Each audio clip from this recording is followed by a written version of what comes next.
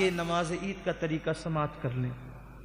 نماز عید ادا کی جائے گی، اس کی نیت یہ ہے، نیت کی میں نے نماز عید الفطر ادا کرنی، واسطے اللہ کے منہ میرا طرف کعبہ شریف کے 6 زائد تکبیروں کے ساتھ پیچھے اس امام کے یہ کہتے ہوئے آپ، امام صاحب جب تکبیر کہیں گے تو آپ بھی تکبیر کہہ کے اللہ اکبر کہہ کے ہاتھ کو احناف کے اصحاء اور راج مسلک کے مطابق اپنی ناف کے نیچے ہاتھ کو باندھ لیں گے، ٹھیک؟ نیت کے بعد، تکبیر تحریمہ کے بعد اگر آپ یہ نیت نہ کر سکیں تو نیت دل کے ارادے کا نام ہے۔ آپ صرف اپنے دل میں یہ ارادہ کر لے کہ میں عید الفطر کی نماز اللہ کے لیے اس امام کے پیچھے ادا کروں، صرف دل میں ارادہ کر لیں، نیت ہو گئی۔ اس لیے کہ اصل نیت دل کے ارادے کا نام ہے۔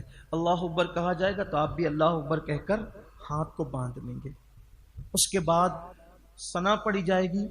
ثنا پڑھنے کے بعد قرأت سے پہلے، ثنا کے بعد اور قرأت سے پہلے 3 تکبیریں ہوں گی، جو ہمارے معمول میں نہیں ہے، وہ معمول سے ہٹ کر ہے، وہ 3 زائد تکبیریں ہوگی۔ 2 تکبیروں پر اللہ اکبر کہتے ہوئے میں ہاتھ چھوڑ دینا ہے، اور تیسری تکبیر پر اللہ اکبر کہتے ہوئے اپنے ناف کے نیچے ہاتھ کو باندھ لینا ہے۔ پہلی رکعت میں قرأت سے پہلے تکبیر ہوگی 3 تکبیر، 2 تکبیروں میں کانوں کی لو تک ہاتھ لے جا کر کے ہاتھ کو 2 تکبیروں میں چھوڑ دینا ہے اور تیسری میں باندھ لینا ہے۔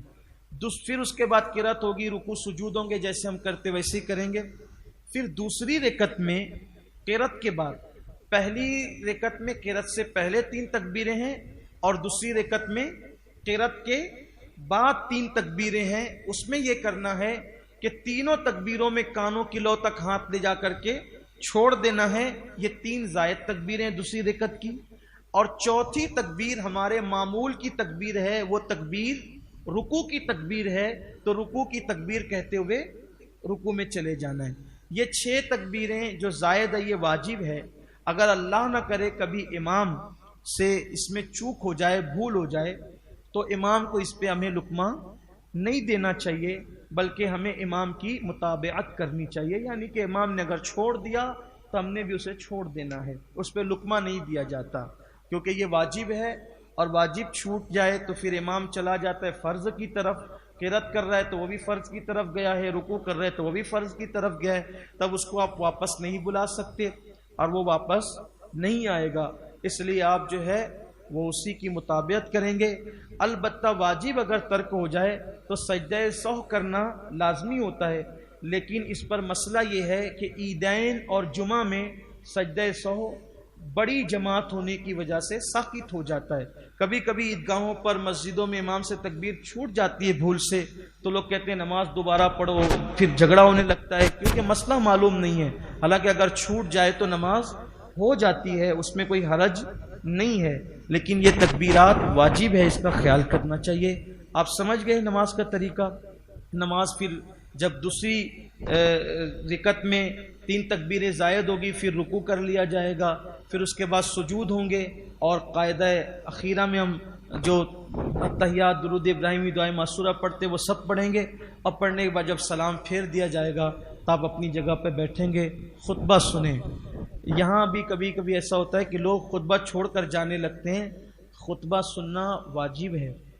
آواز خطبے کی آ رہی ہو تو بھی، نہیں آ رہی ہو تو بھی توجہ کے ساتھ سنیں۔ جب خطبہ ہو رہا ہو یا امام کو دیکھیں یا پھر گردن نیچی کر کے بیٹھیں۔ آپس میں بات کرنا، ادھر ادھر دیکھنا، چٹائی سے کھیلنا، زمین سے کھیلنا، کپڑوں سے کھیلنا، داڑھی سے کھیلنا، یہ سب جائز نہیں ہے۔